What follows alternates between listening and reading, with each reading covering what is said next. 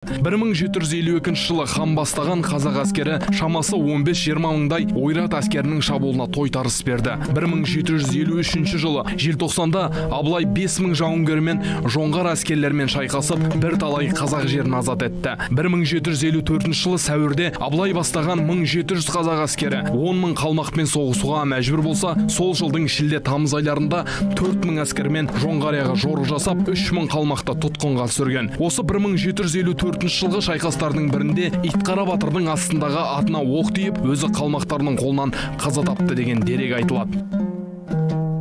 Өз өткені мен шежіресіне, тарихына үңілмеген адам болашағында бағдарлай білмесі хақ. Осылайша өткен жылдың көктемінде Игілік ауылының имамы Сейітқожа қажы және Қадарбек Шақымов пен Қайыр Абдрахманов бастаған бір топ азаматтар Алматы облысы Арқаралы асудағы Итқара бабамыздың басына тас қойып, Құран оқытып, жергілікті жұртқа ас беріп қайтты.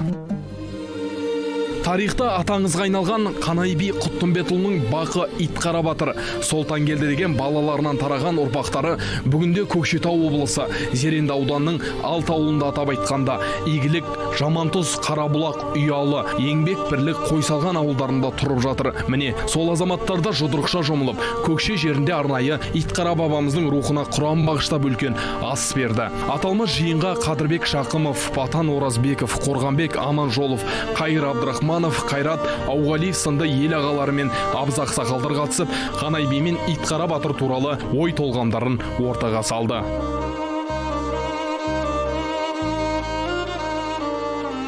Мұндағы басты мақсат келер ұрпаққа елін найзаның ұшымен, ақ білектің күшімен қорғап, адал қызмет еткен данагөй ержүрек батыр бабаларымызды үлгі етіп тарихқа тағзым ету.